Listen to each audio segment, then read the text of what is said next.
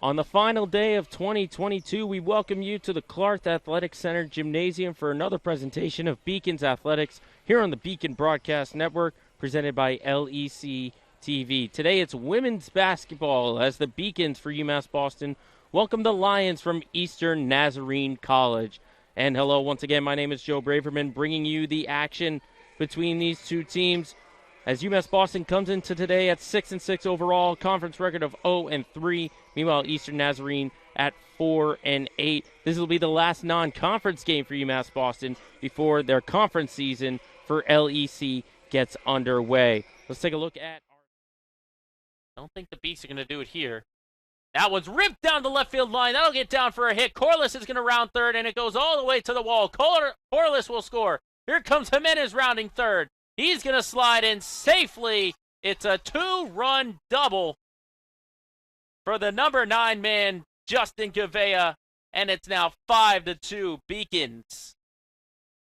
As that hugged that third baseline all the way down. He got in there with a stand-up double. Jimenez using that speed, coming all the way around from first. 12-4 lead for the Anchor Women. It's been a 13-8 run, and the ball is going to get stuck at the top. Let's hope they have an extra ball. They've got a host of them.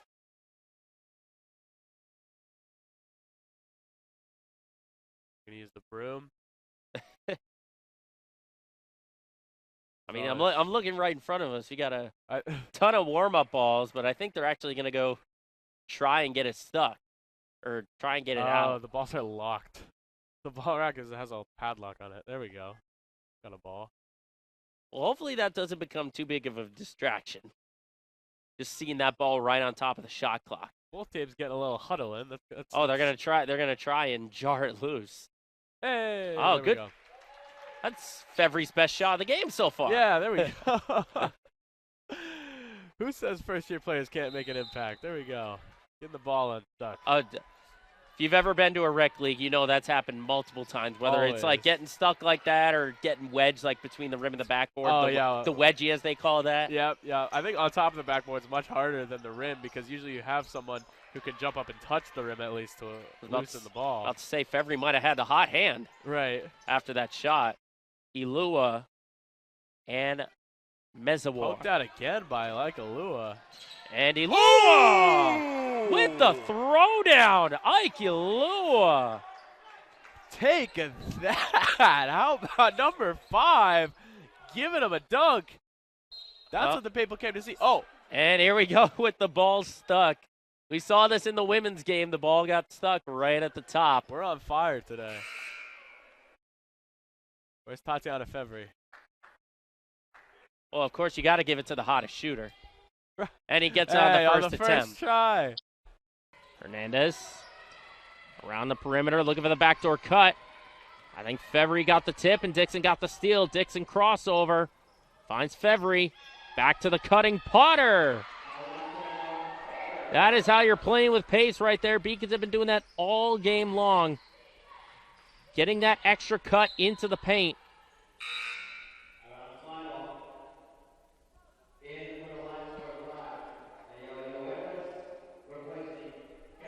22 points in the paint for the Beacons. And Potter trying to come up with the steal, and she cannot save it.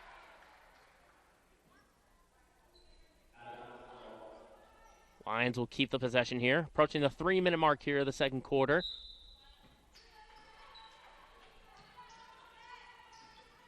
And Green intercepts the pass. And Green could not save it. I think she tried to throw it off of O'Donohue. She was on the line as she was attempting it. So again, that's a dangerous spot too, to be right in that corner. Basically getting triple teamed and quadruple teamed. Count the 2 defenders and the 2 out of bounds lines. Here's Quigley. Off on the 3-pointer. Potter grabs the miss. Here's Green. Green for 3. Off the mark, loose ball, finds Quigley. Quigley going to take it herself. Layup connects. Good play there by the junior guard.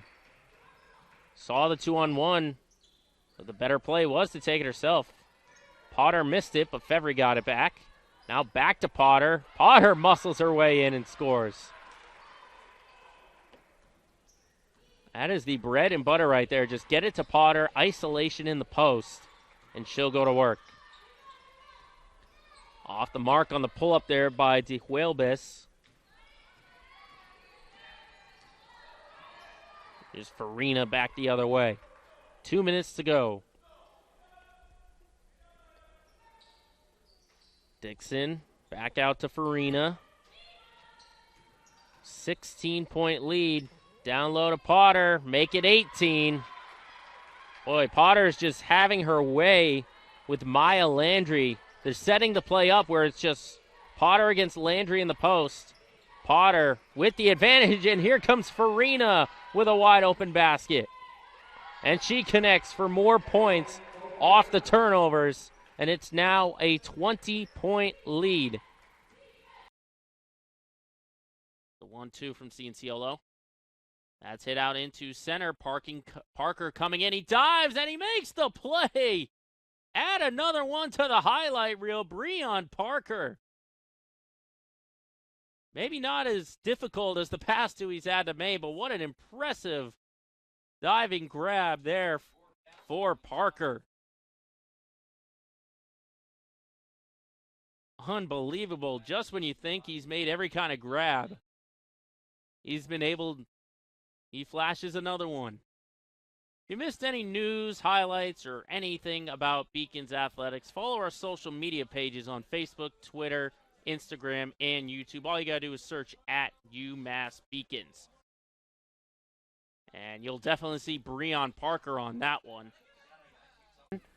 Kelly, last couple of seconds, probably one more shot here. Centering pass, gets free, the shot, and it's scored! Was that D'Souza? It was at the last seconds of the first half. The Beacons have taken a 2-1 lead.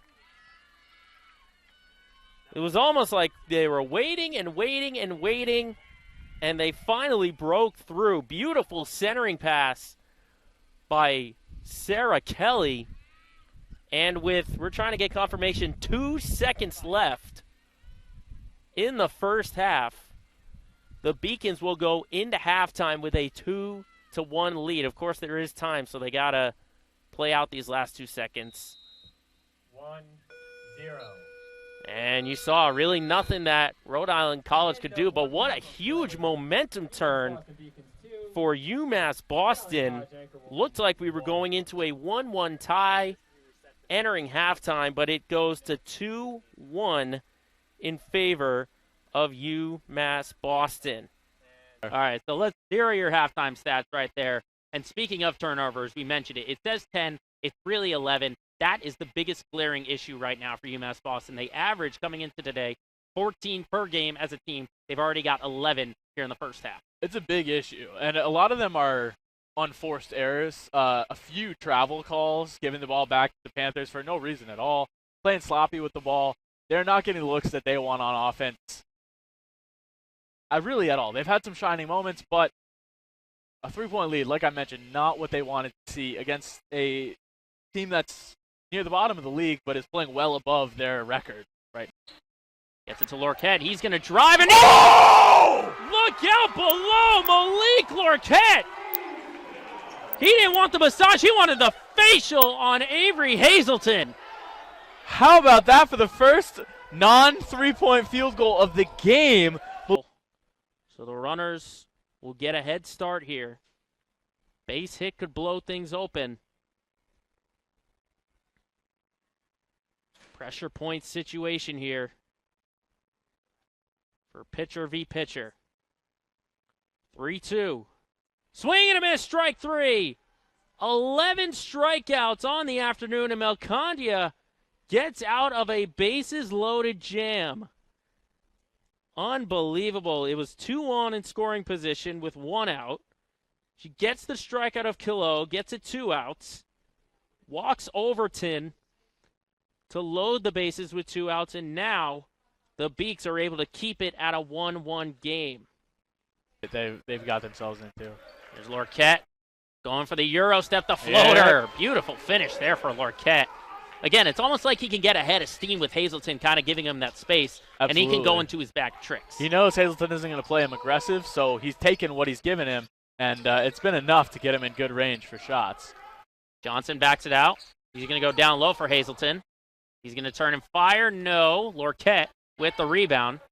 And he's going to push the floor here. Gets it to Burris. Back to Lorquette. Bam! There's another jam. Not a poster.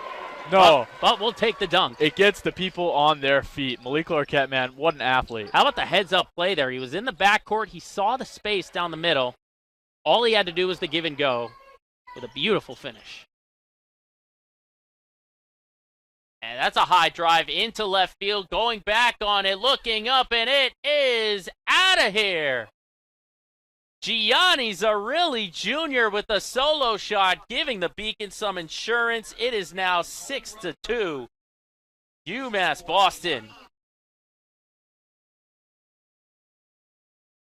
That was a shot out into left center. Watch this pitch. Trying to figure out exactly where the location was. Looked like right down the middle of the plate and getting a good swing on it. And it was well out of here. Clock winding down. Looks like they're holding for the final shot. McGraw's going to go for the win here.